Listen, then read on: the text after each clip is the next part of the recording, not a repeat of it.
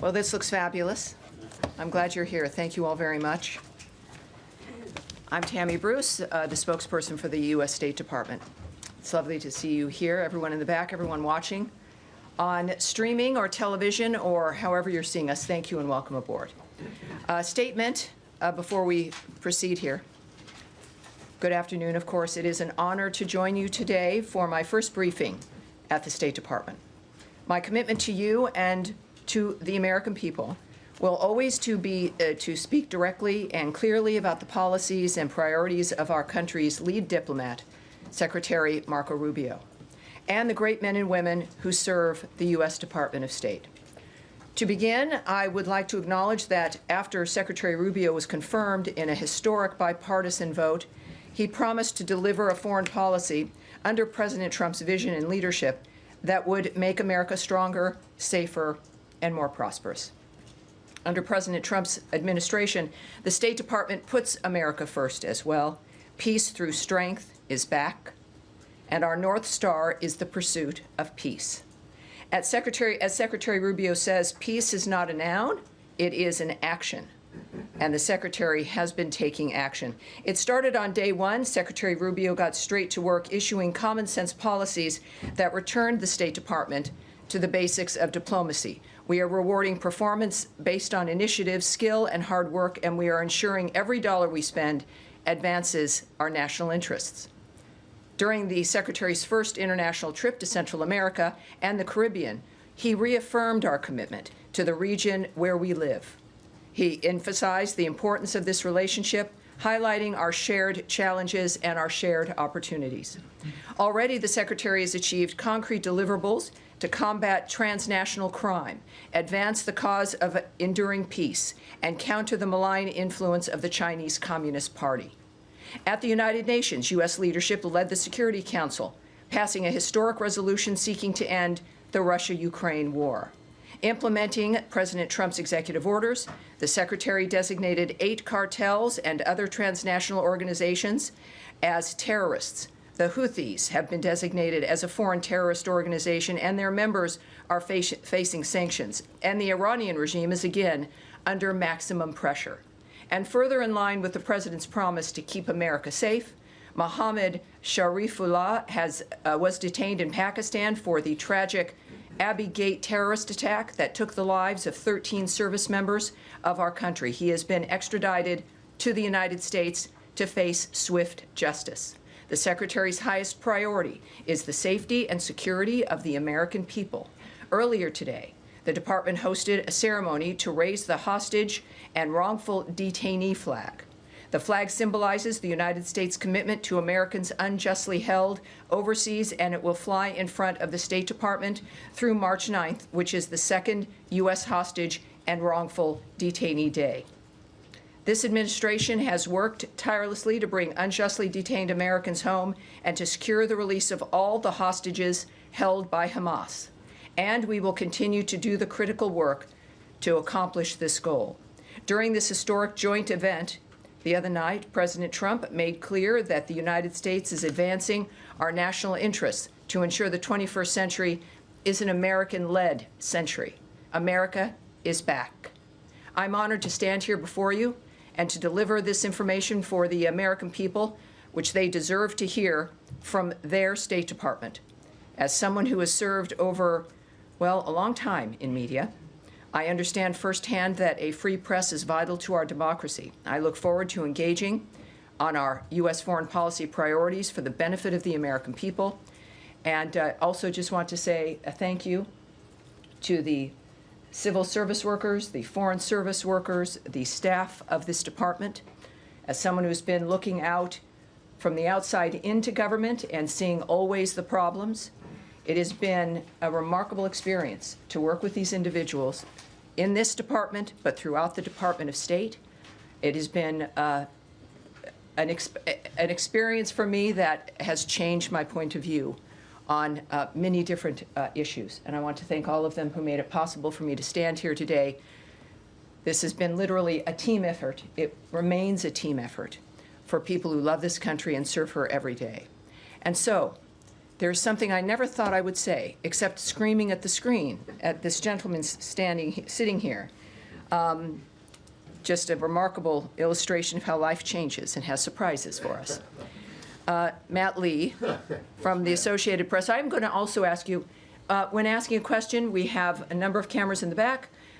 People are watching through streaming at state.gov, our social media accounts as well, and a variety of different ways. Announce your name if you could and your outlet. That would be terrific.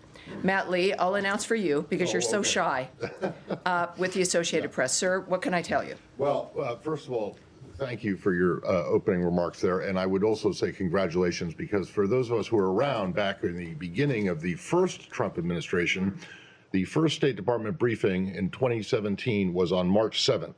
So you have beaten that by 1 day. I don't know if you're aware. No. You know, that's, all right. So anyway, so you got that. You have a record already. Okay, thank you. So anyway, yes, thank you very much for your commitment to, speaking to us and being open and transparent. I just want to say before I begin, and I have a very brief question, but before we begin, that I think everybody in this room understands that elections have consequences. Everybody in this room understands that the President of the United States sets the agenda for foreign policy, and so the questions that you will get today and going forward are all aimed at trying to find out what that policy is, one, and then how the State Department is actually implementing it. So sure. I hope in that, with that we can go forward. So the first thing, my question is about the AID, sure. USAID. So on January 20th, the entire Function 150 account of the federal budget, which is all of the State Department and USAID, including operations, salaries, was roughly about 1% of the budget. What's your understanding of where that percentage is today? Well, what I can tell you is President Trump was elected to change the status quo. Part of what has initiated this dynamic that we've all watched play out is what's it been? I think it's been 6 weeks. Is an effort to deal with waste, fraud, and abuse. This began with a simple inquiry of USAID to look at their books, to look and inquire, and they refused. They said, we're an autonomous organization, you have no right to come in. The intention was not to do it in a manner that you've been watching unfold. It began because there was no cooperation at the beginning. And the inquiry, of course, was because of the debt, the nature of being $2 trillion, that it was an unsustainable and remains an unsustainable way of running anything, a household or a government. There's a point where you have to look up and say, we need to see at least what's happening. So this has been a pause, a 90-day pause, we shouldn't forget that, to look at the nature of how the taxpayer money has been spent and if it was being used in the proper way for the things that we've allotted it for. And that began. It was certainly in a manner that was not planned on, but we needed to do it. It was something that was, of course, important to accomplish the nature of dealing with, is there fraud, is there abuse, is there waste, how can we fix the system so that taxpayer dollars are being used properly? And in the process, of course, we've looked through some of these issues. You heard at the joint session of Congress addressed by the President, some of the remarkable programs that we were paying for around the world, millions of dollars. Clearly, change has had to be made. And that's what we're doing right now. There's change not only when it comes to what's being funded, but also how the bureaucracy works, and if a bureaucracy the size that it was needed to exist in the way that it exists. All of this review is important. At the same time, within a review like this, because you're looking at whether or not there's an efficiency in the way money is spent, it doesn't mean that we're not going to be doing foreign aid. It's a matter of how are we going to be doing the aid, and if it is effective, and if it is efficient, and if it achieves the goals that we want that make America safe, more prosperous, more secure, and there's nothing that's deviated from that. On the issue of the numbers, you asked about numbers. Clearly, this is a rapid dynamic. This is a process that is an internal process that involves an entire host of decisions that are being made over number of different bureaus and dynamics that I'm not a part of. We see what the results are. We have been getting the notifications about the nature of the numbers involved, but I can't go into specifics on this day or how they might even be tomorrow. Okay. Well, Yes. The reason that I pushed on the Yes. percentage number was because one of the first fact sheets that this department put out, and I know that you probably didn't have much of anything to do with it, but it was about. Underestimate me. Not yet. Well, it was on January 29th, and it was about the executive order on. Sure. And it said in there, even setting aside generous support for Ukraine over the past several years, the U.S. is spending roughly $70 billion in foreign aid annually. Well, that was just not correct. And several hours later, after myself and other people pointed this out, Yes. it was changed, but it wasn't sent out again. It was just changed online. But it was changed to $40 billion instead of 70. Right. And I just want to know, so the people who put this together, and I don't know who they were, but that's a $30 billion Yes. mistake. Is Yes. that the kind of accounting that? No, it's not. And I think, and can speak on behalf certainly of my department and of this entire department and the speed with which some of these things are happening, that mistakes are corrected. There was one. Okay. It was corrected, and that's certainly not going to happen again. That's what I can pledge to you. Okay. I do know, and as everyone learned on that day, that the data matters, which is why I'm not going to stand here and guess, that the facts of the matter matter, and we're determined, I am determined in this role. This is not just a first day for me, but also for the department to see the nature as a reminder of what you're all interested in and what we have to speak to, and I appreciate that. But yeah, it's everything's a learning curve. Yes. But at that point, of course, that's a significant difference, and let's just say it's not going to happen again. Thank you, sir. Yes, Rich. Hi, Tammy. Fox News. We all know that, right? Yeah, you have to introduce yourself. So Rich Edson with Fox That's News. right. Thank you, Tammy. Thank you. Thank you.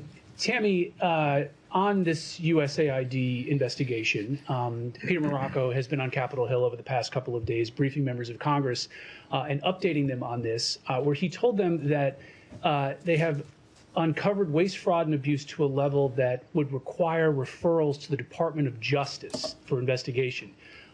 Can you provide any specific examples of illegal wrongdoing, or what the department believes is illegal wrongdoing at USAID? Well, obviously, and this is my first chance to say of what I can't comment on, which is, in general, certainly any possible litigation, the nature of negotiations or contemplations regarding action that the government might take, certainly not only because I've not been in the room, but it's because you've got, whether it's diplomatic conversations or issues of determining what we might do and what might not do, it also goes into hypotheticals.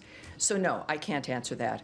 What I can say, again, is that the level of what we've discovered at USAID is troubling enough to where this is the kind of conversation that is perhaps going to have to be had by the American people and even perhaps Congress. But I think at this point, when we're looking at this kind of an issue that we see through our existing investigations and inquiries, that we've clearly got some problems. And so we're determined to correct those problems. Where it ends up is going to be, of course, something we'll see in the future, but that's not something I've been involved in. So a conversation with the American people in Congress, how about with the Department of Justice? Well, I don't know. I don't know. But it is, the seriousness with which this is being addressed is something the American people should be happy about. It is why President Trump was elected, was to take action on the things that he campaigned on, as many people did as well. We knew something was wrong and it had to change. And this is up to, of course, to the people who are doing the investigations, whether or not any of that actually manifests. All right. Yes, Sean. Thank you, and welcome to the podium. Thank you. Sean Tandon with AFP. Can I switch the topic to the Middle East? The situation. Let me ask though. Any other questions on the USAID situation? A bunch of hands. I'm shocked. All right. We'll get back to you when we move into the Middle East. Yes, ma'am. Thank you. Daphne Solodakis with Reuters. Hi there. You said that this is a pause, but we got answers from the State Department saying they've already cut 92% of the awards worth $54 billion. Is there any chance of those coming back? And that made it seem like the review was done. Is it done, or is the review still continuing? Well, when you have a review, it is to assess what's happening in front of you, and then decisions are going to be made, right? So you've got a review. It's 90 days to make an assessment within that framework of what works and what doesn't work. If there were programs and if they've been cut, the answer would be is that they did not serve either American interests or make us safer, more secure, or more prosperous. So those decisions are going to be made. Clearly, some have been in the process of the review. And are they final, and is the review complete? Well, I think that each case may be different, but we do know that actions have been taken based on the standards that we set, that the Secretary of State has set, and we're moving forward. Yes, ma'am. Thanks, Tammy. Jennifer Hansler with CNN. We've heard from groups saying that they had contracts for work that had been granted waivers by the Secretary because they were life-saving activities that were then given termination notices for the funding for those programs. Is there a review to see if these can be turned back on, and how many of these life-saving programs have been cut under these terminations? Right. Just as a reminder, that part of what was a blanket waiver in this process, in the review, was, of course, we will continue to fund and continue to act on the importance of money that goes to life-saving work. Many of those programs, which, again, the President articulated during his address to Congress the other night, certainly did not meet that standard. So we have that blanket waiver dynamic. There are anecdotes of certain issues. We do know that if there's been a problem, that it is reversed. The Secretary is directly involved in this process of assessing the nature of what's happening and who's getting these funds.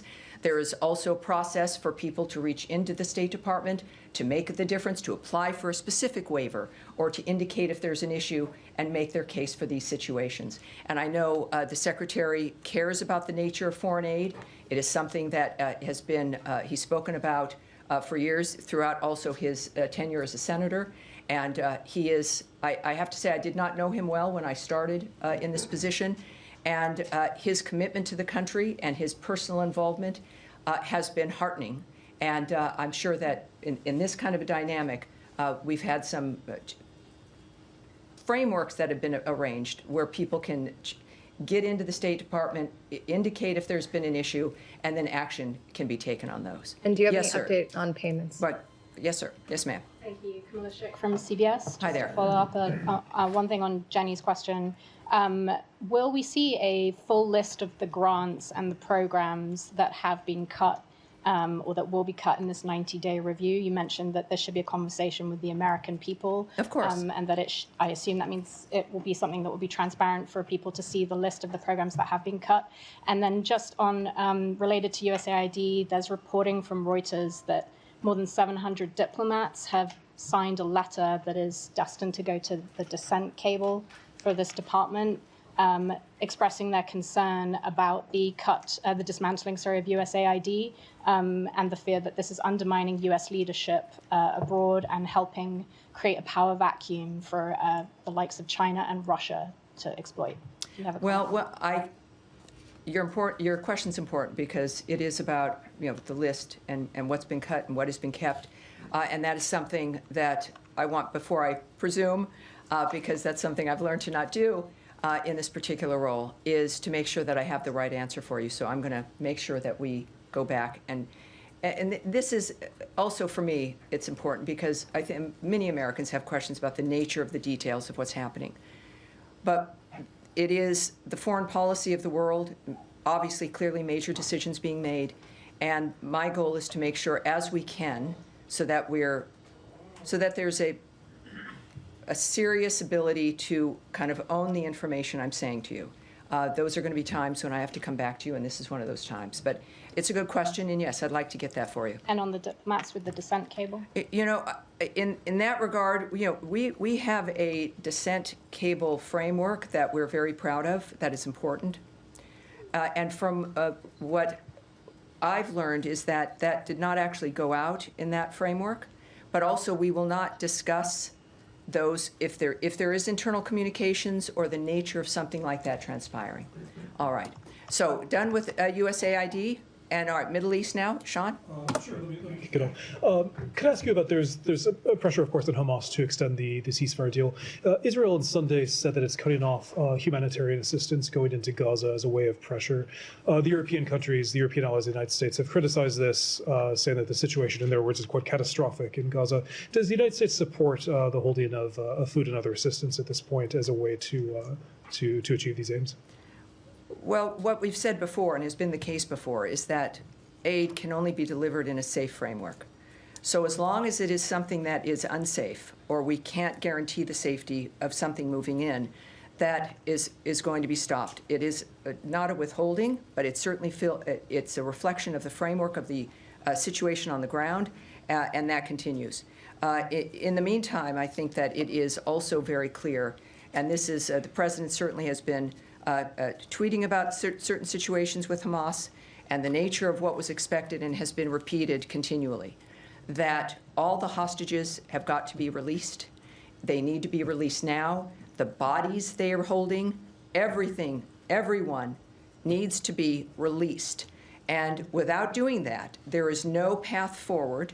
Secretary Rubio has made clear that as long as Hamas exists in that area, with a gun, without a gun, as long as they are a factor in Gaza and exist, there is no way forward. It is an impossible situation. It is monsters who are controlling and destroying Gazan lives and the lives of people around the region. It remains an extraordinary dynamic where this administration has made clear, as has Secretary Rubio, that we have a framework where it has gone, it's over and over and over again. There's been nothing new. It's wash, rinse, and repeat, back and forth, for generations. And the approach now in this dynamic is that it has to be a new approach, and that is what President Trump has said from the beginning, that we've got to think differently. We've got to think differently about how things proceed in the region. And this is finally, after this idea, the prompting to think differently, there are some different and new ideas. But one thing stays the same and is unmovable here, and it is the existence of Hamas as a factor on the ground in that region. It will be impossible to continue. Yes, sir. Thank you. My name is Saeed Erakat. I'm from Al-Quds newspaper. I've heard a little bit about you, and we've had some conversations. It's great to see you here, sir. Good to see you behind the podium. I have two quick follow-ups, basically, to Gaza. The president said yesterday, well, he had strong words for Gaza, for Hamas, and for the people of Gaza. Now, at the same time, we heard about the meeting that took place between Mr. Bowler and some senior Hamas officials and so on, which gave people maybe, hope that there's going to be movement towards the phase two of this deal that was struck back on January 15. My question to you, how do you reconcile the two? And also follow up to that, so I don't have to come back to you again, is also on Mr. Witkoff's statements and what he has been saying. The two can be combined. Whether we have an idea as to when he's going to be going back to the region. Thank you. Well, first of all, if you have a conversation with someone, it's not a negotiation. It's not irreconcilable. It is the conveyance of the American position in a different way. Nothing was different. Nothing was conveyed differently. There was no change of position. It was the conveyance of the existing American position about Hamas and how it cannot exist in Gaza. Now, whether it is through a tweet or a diplomatic cable or on television or through envoys or in a meeting, that message can be conveyed. And I think that that's what's important for the American people to realize, is that the steps for peace that need to be taken in any country will be taken, and especially in making sure that a bloodthirsty group like Hamas understands that our message is not fluid. Yes, Andrea Mitchell. Thank Great you to so see you. much. Change of subject to Ukraine. Wait, well, okay, yes, we'll go to you. The first, we'll take a couple more on Gaza. Yes, ma'am. Thank you. Nadia Bilbesi with Al Arabiya. Nadia, yes, nice to see you. Department. Good to see you too. A couple of questions. Number one, the secretary said he's open to the Egyptian plan It's been endorsed by the Muslim and Arab countries. What's your position on that? It's basically, in a nutshell, saying that Gazans can stay, they can rebuild it with Arab money and with Palestinians' leadership. And second, the administration issued many ultimatums to the Hamas before. What's the difference this time? And the secretary echoed what the president said on Gazans themselves. He said Gazans will await them a beautiful future, but if hostages are held, they're all dead. What does that mean? Well, first of all, we know that the president, in his comments about a new way forward, et cetera, was an invitation for new ideas. And that seemed to have spurred some new ideas. But we also know that they have not really been seen as being adequate for the nature of what it is that we've been asking for.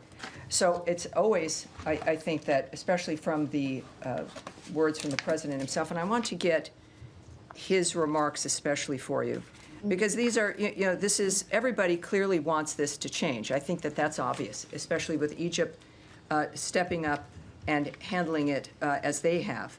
But then it's about what are the details, what's going to end, what's going to be on the ground. And hold on one second here. The issue of my notes, which might have to be resolved for the next briefing. Hold on. All right. The iPad does not solve all problems. Well, I'm a paper person, as you might be as well. Well, let me just continue, though, on that manner, is that the Arab deal, as it's noted, is that it does not fulfill the requirements, the nature of what President Trump was asking for. But it was not, but it was the welcomed effort of continuing to address this clearly has to continue. So we understand that it's obviously that region and everyone is interested, has a stake in this, to say the least. And the goal is, though, as it has always been, it's very simple, is for peace in that region and to not have it continue to return as a constant issue. And I think we have a very good chance at accomplishing that this time with the leadership and an articulated leadership regarding what's acceptable and what is not. So these conversations clearly will have to continue. We know we've got partners clearly in the region, and Israel understands that as well. And this is what the world wants, not only in this conflict, but other conflicts. And no one wins. No one is winning here in this framework. And so, but regarding the Arab solution, the Arab deal via Egypt, that what I have for you right now is that it does not meet the expectations. And so we'll have one more. Yes, sir, in the back. Yeah, Ryan Grimm with Drop Site News. There's been some reporting, our outlet, Israeli press here, some in the American press, that there was a side letter that the Biden administration signed or sent to Israel as part of the ceasefire negotiations that effectively said, okay, this is the deal on paper. We're going to move from phase one to phase two. Can I save you some time in your life? I'm not going to comment on something that happened prior to this administration or to things that have been heard, so or the idea of hypotheticals or rumored issues and letters and what rumored plans were. That is a non-starter. So if you have another thing you want to ask, let's do it. I do have one other thing. The question would be, would a letter like that still be in force under the Trump administration? From one hypothetical to another. Clearly, I can't answer that, but thank you, sir. In the back. Yes, sir, behind you. Thank you very much, Tammy. Jaleel Afridi from the Frontier Post. Hello, sir. Nice to meet you. First, I want to say a quick thank you to the president. I have not seen any journalists saying thank you to him in 2020 during the Corona days. I was one of the affectees as well who spent many months in the hospital. And the stimulus checks were amazing, and many journalists took advantage of it. My first question is, did anybody from the U.S. administration say thank you to Pakistan on official level regarding this new arrest? And second, is the president aware that the most popular leader of Pakistan, Imran Khan, has been in jail now for the last 3 years, and lots of atrocities has happened? But is the president at all interested in paying a little attention to Pakistan beside this? Well, I will answer that, noting that in his address to Congress, the president announced the arrest of an ISIS-K operative and plan are responsible for the deaths, as I mentioned earlier today, of the 13 brave American service members and over 160 Afghans at Abbey Gate that he is now in custody. And we extend our gratitude to the government of Pakistan. We do, for their partnership in bringing Mohammed Sharifullah to justice. We would also now refer you, for those who want more information, to the Department of Justice for further information regarding his case. We have, regarding Pakistan and the nature of our relationship, we have a common interest, obviously, in fighting terrorism. And the arrest of this terrorist also illustrated that U.S.-Pakistan cooperation on counterterrorism remains vitally important. So thank you, sir. All right, so now, Andrea, we'll move on here. Thank you very much, and thank you and welcome. And I think all of us are very grateful that the briefings are starting and that you were Good. I hope to. I won't always necessarily. I hope my goal is to make you all happy. Of course, that will be impossible. And I appreciate your patience with me today, as I'm learning clearly the depth. This room, we've got an overflow room. We have, I don't want to say any numbers. I've just remember, I pledge not to give you numbers. But it's a remarkable thing. The American people care about foreign policy. They care about national policy. And your career in particular has kind of taught Americans that this information is interesting, it's usable, it's important. And so it's a pleasure to talk with you. Thank you, and just thank you for your commitment to this. Yes. On Ukraine, does the Zelensky letter, which includes an apology and various commitments to peace, which were praised by Mr. Witkoff at the White House today, does that letter meet the standard to the Secretary that these talks can proceed? And will the Secretary be attending the talks that are now contemplated next week in Saudi Arabia? And if you could give us any reaction to the Russian attack on a hotel today, where American aid workers did escape, but at least 4 people that we know of were killed. Right. If I could just also throw in. All right, a third one. Does the letter of apology solve some of the issues to the extent that the Secretary believes intelligence and the weapons pipeline and intelligence sharing could be restored? Well, that's a road a bit too far. We will not discuss issues of intelligence or diplomatic agreements or the sharing of information. That I will not discuss.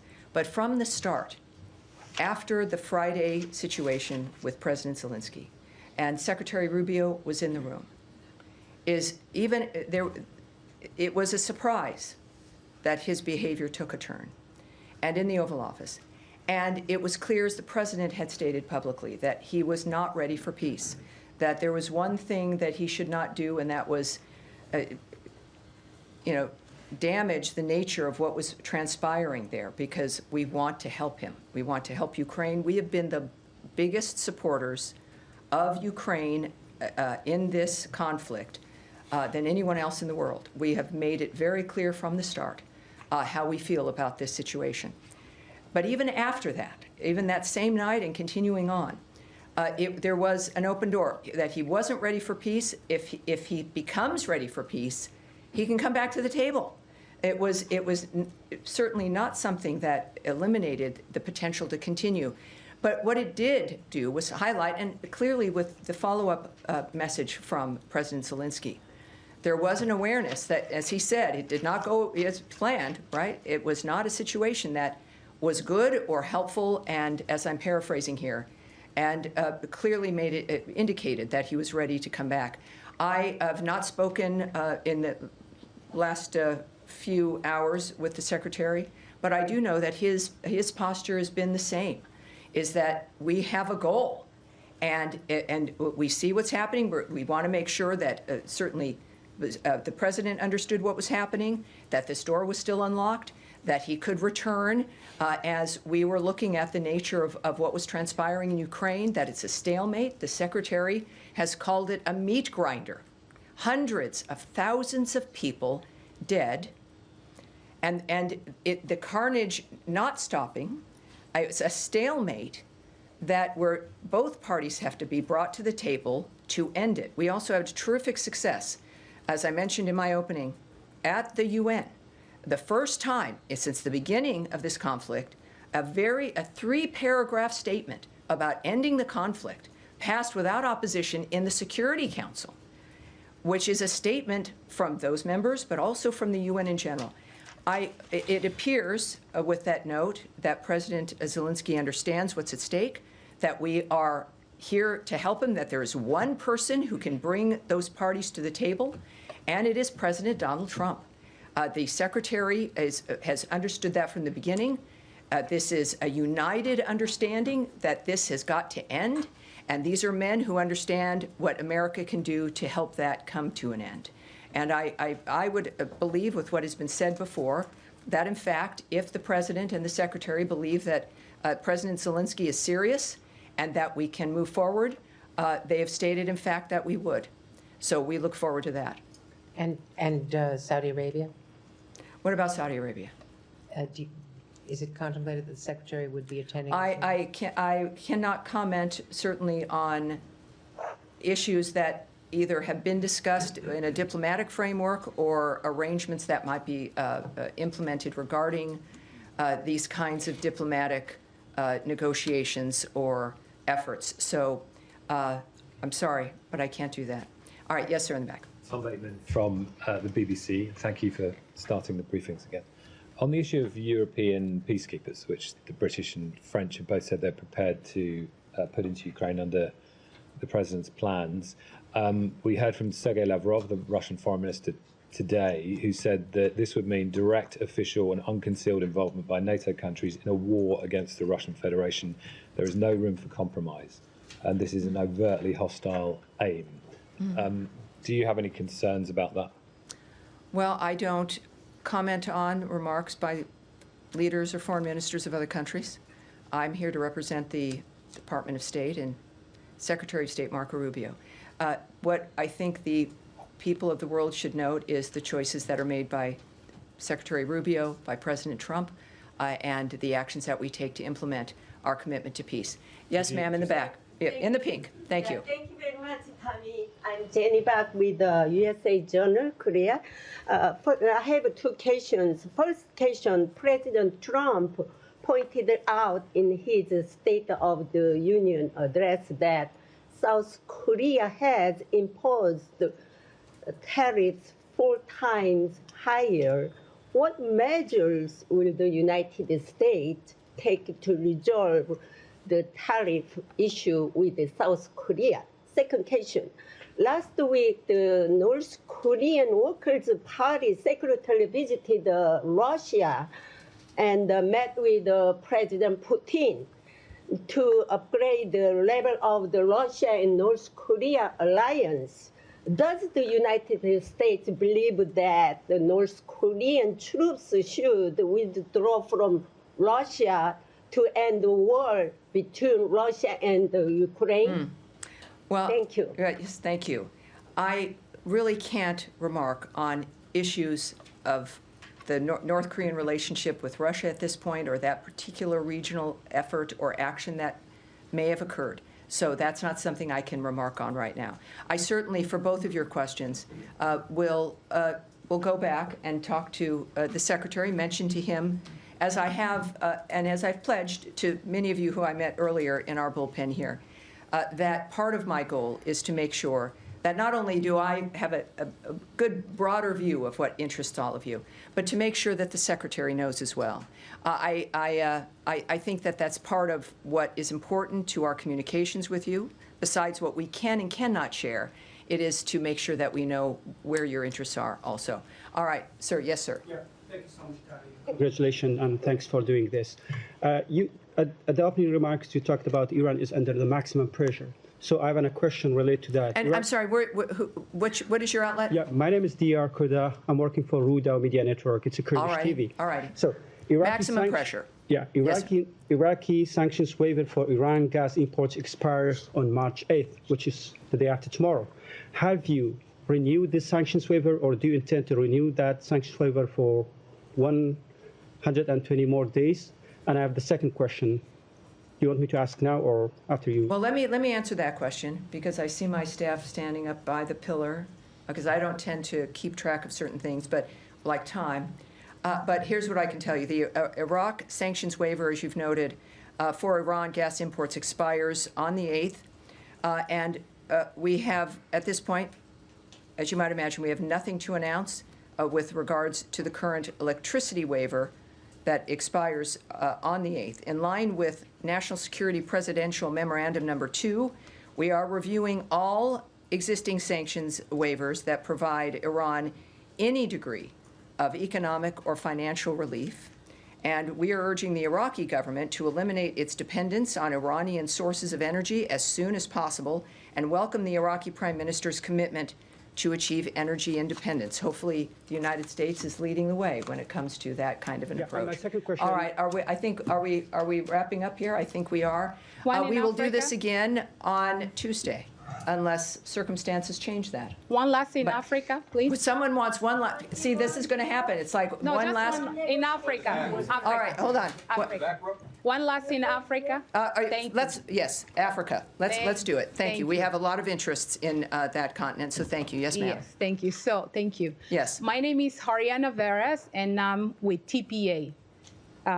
Recently, I asked President Trump about his interest in joining the effort of the president of Angola, President João Lourenço, who is mediating the conflict between DRC and Rwanda, if he would be interested to join the efforts of Angola to bring peace to DRC. He said that the situation in the DRC is a very serious situation. But we have also seen that in this first 100 days of President Trump, he's making some movement.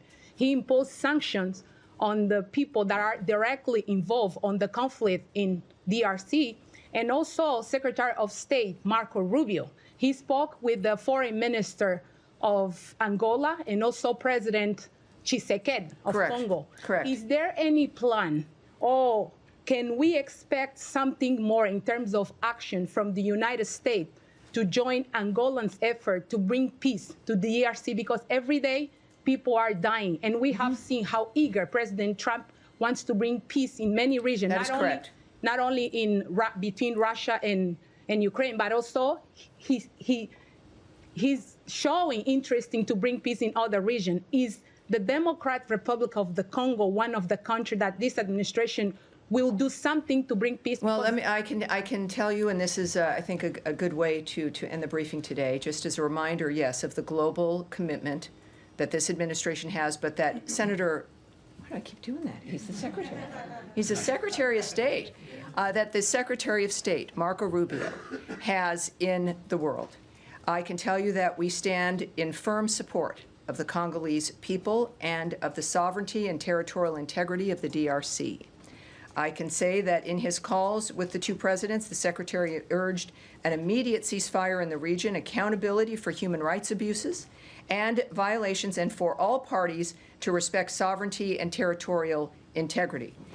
We expect to see leaders return to the Angolan-led Luanda process and the Nairobi process and take action to resolve the conflict. Though we are aware of this, he has communicated this. He's engaged with leaders in the region on this as well. And we remain diplomatically engaged. That is going to continue. It will not soften or end. And I appreciate you being here, because this is very important and it's a big story.